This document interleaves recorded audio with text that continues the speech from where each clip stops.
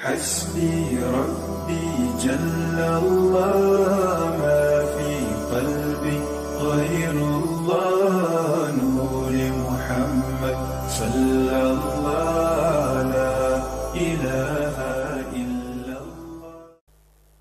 युअज़्ज़िमु निअमता व इन दक्कत, जो भी नेमत सरकार को मिलती या किसी सरकार की उम्मती को मिलती और सरकार को पता चलता, तो वो अगरचे बारीक से बारीक या छोटी से छोटी अगर वो नेमत होती ना, तो नबी करीम सल्लल्लाहु अलैहि वसल्लम उसको भी बड़ा समझते और उस नेमत की इज्जत अफजाई करते।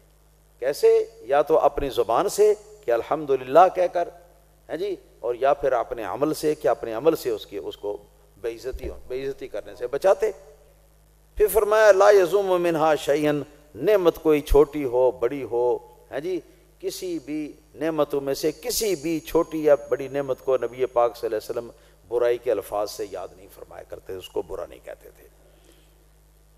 गैर अन्नहु लम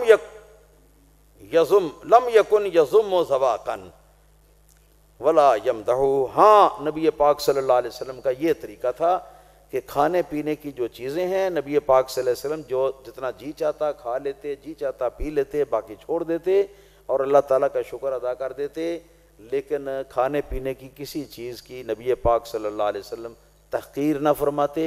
खाने पीने की कोई चीज़ जो सामने पेश की जाती उसके ऊपर सरकार गज़बनाक ना होते, उसके ऊपर नाराज़ ना होते और उसको सरकार दो आलम सल्लल्लाहु अलैहि वसल्लम नफ़रत की निगाह से उसको ना देखते और ना नफ़रत अंगेज़ अल्फाज के साथ उसको बोलते।